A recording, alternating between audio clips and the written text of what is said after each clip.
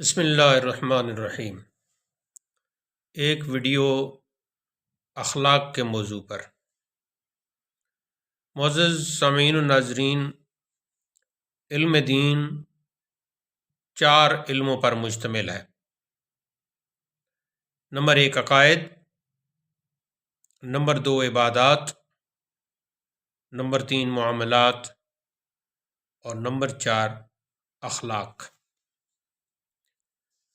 اخلاق کی 2 قسمیں ہیں۔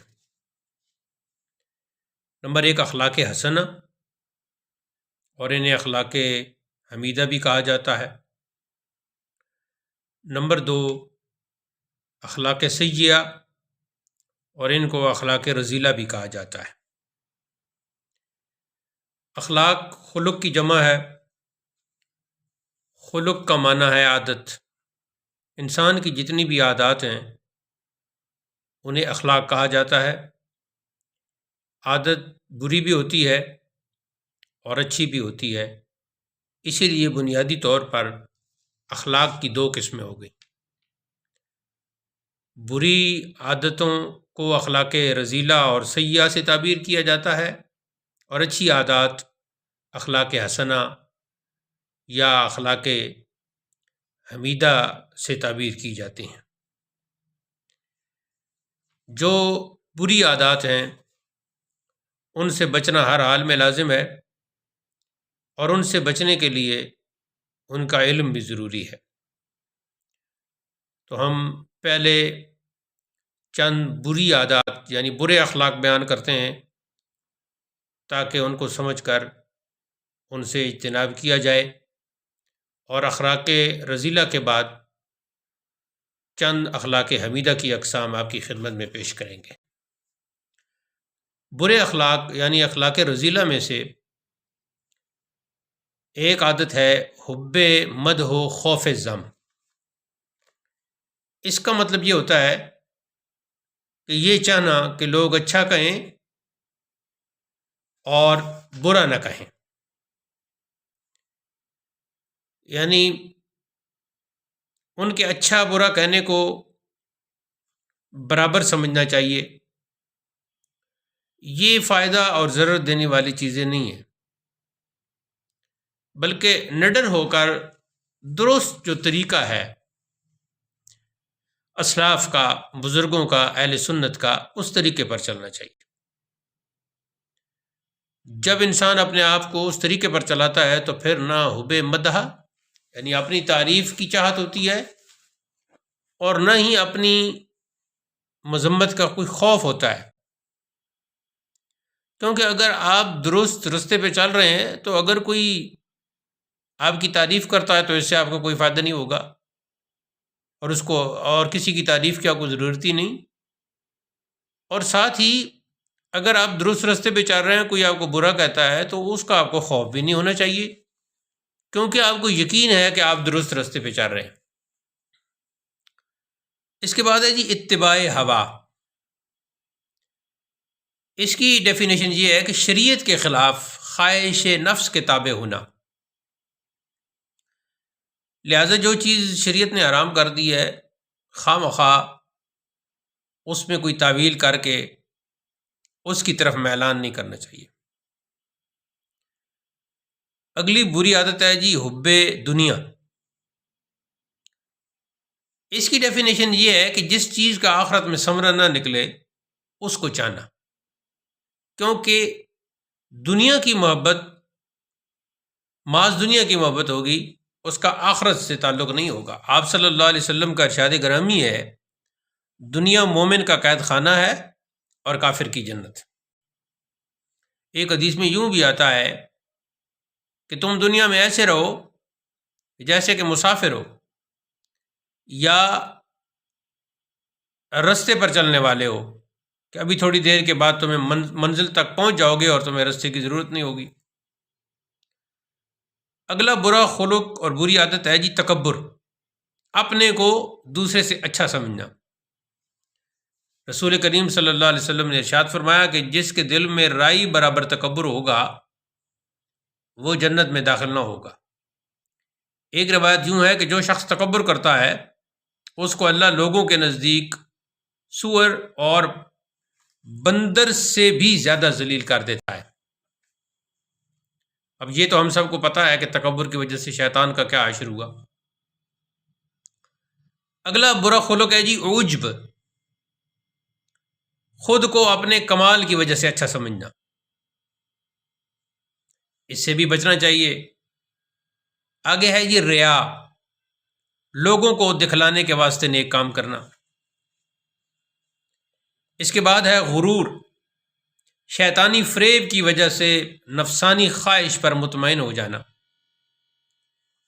اللہ تعالیٰ نے ارشاد فرمایا ہے کہ دنیا کی زندگی کہیں تم کو دھوکے میں نہ ڈال دے، اور اللہ کی باتوں میں دھوکہ دینے والا شیطان کہیں دھوکہ نہ دے بیٹھے۔ اس کے بعد ہے جی حب جاہ، یہ چاہنا کہ لوگ ہم کو بڑا سمجھے، مرتبہ کی خواہش کرنا۔ اس کے بعد ہے حرص، یہ کوشش کرنا کہ ہمارے پاس زیادہ سے زیادہ مال جمع ہو۔ اگلا ہے جی کینہ، کسی کی طرف سے دل میں برائی رکھنا۔ اس کے بعد بری عادت ہے غصہ، اپنے خلاف بات معلوم کرنے کی وجہ سے خون کا جوش مارنا اور آپے سے باہر ہو جانا۔ اب غصے کا علاج یہ بھی ہے کہ جب غصہ آ جائے تو ٹھنڈے پانی سے وضو کر لو، یا اعوذ باللہ من الشیطان الرجیم پڑھ لو۔ ایک اور بری عادت ہے جی حسد، کسی کے اچھے حال کا زوال چاہنا۔ رسول کریم صلی اللہ علیہ وسلم نے ارشاد فرمایا آپس میں حسد نہ کرو، بہتر ہے کہ حاسد سے محبت سے پیش آؤ، اگر تکلیف ہی صحیح وہ بھی تم سے محبت کرے گا اور اس طرح حسد دور ہو جائے گا۔ ورنہ حسد جو ہے یہ ایسی بیماری ہے کہ یہ پھر پنپنے نہیں دیتی۔ ایک اور برا خلق اور بری عادت ہے بخل، یعنی جہاں خرچ کرنا چاہیے وہاں خرچ کرنے میں تنگ دلی کرنا۔ رسول کریم صلی اللہ علیہ وسلم کا ارشاد گرامی ہے بخیل اللہ سے دور ہے، جنت سے دور ہے، لوگوں سے دور ہے اور دوزخ کے نزدیک ہے۔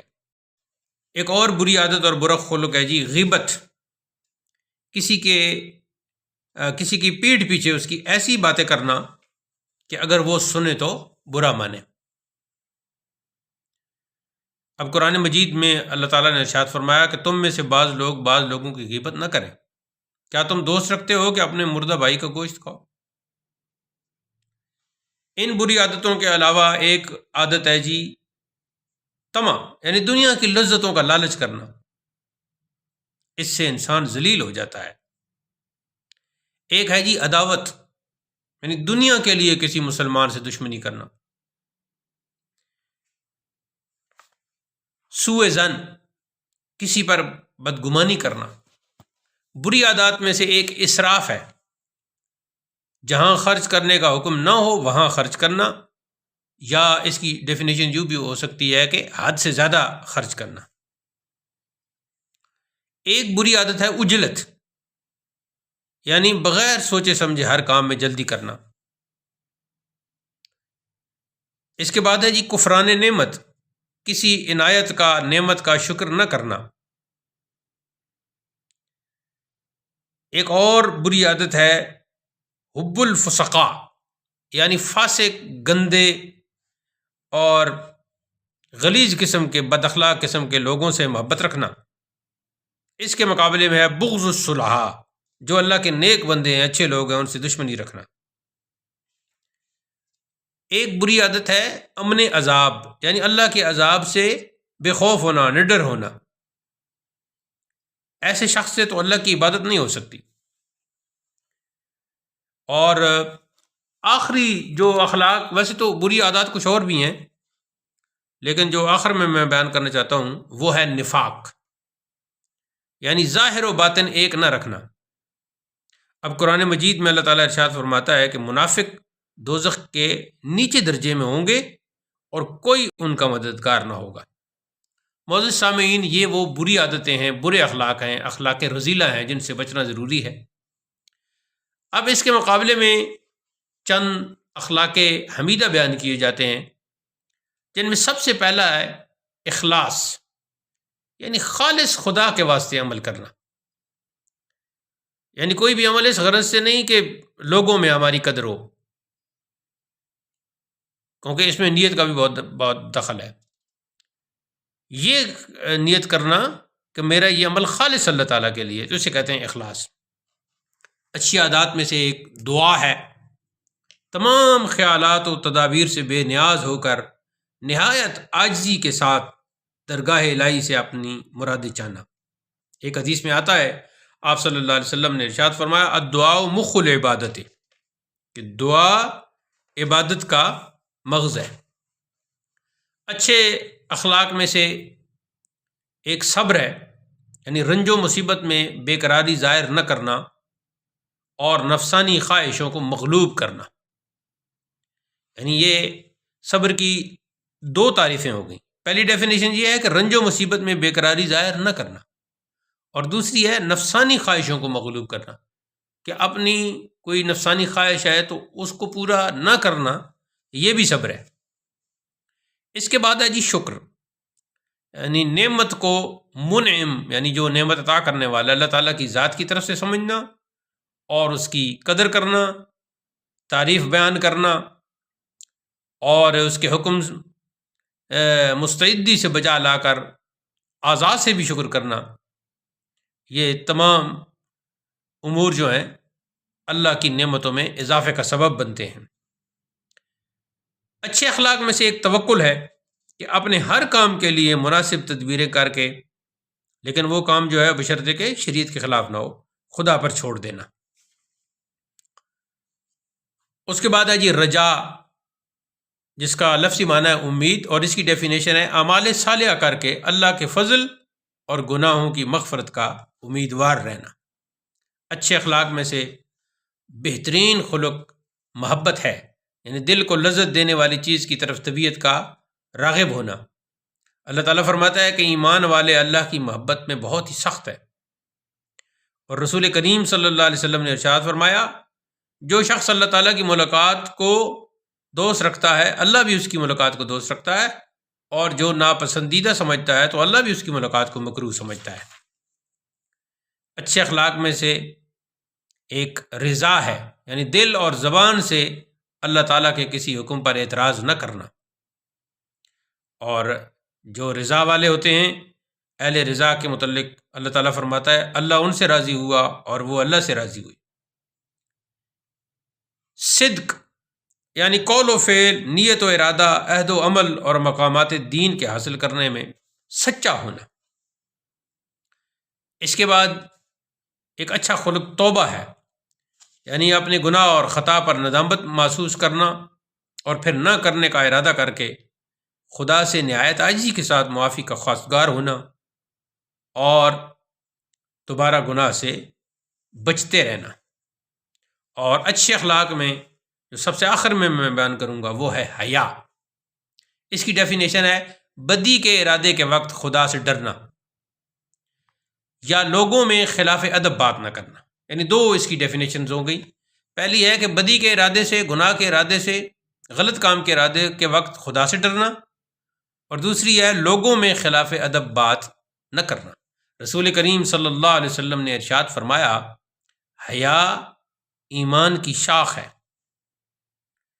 اور حیا سے بڑی بڑی عمدہ صفتیں پیدا ہو جاتی ہیں، اور بری صفات جو ہیں وہ جاتی رہتی ہیں۔ کتنے ہی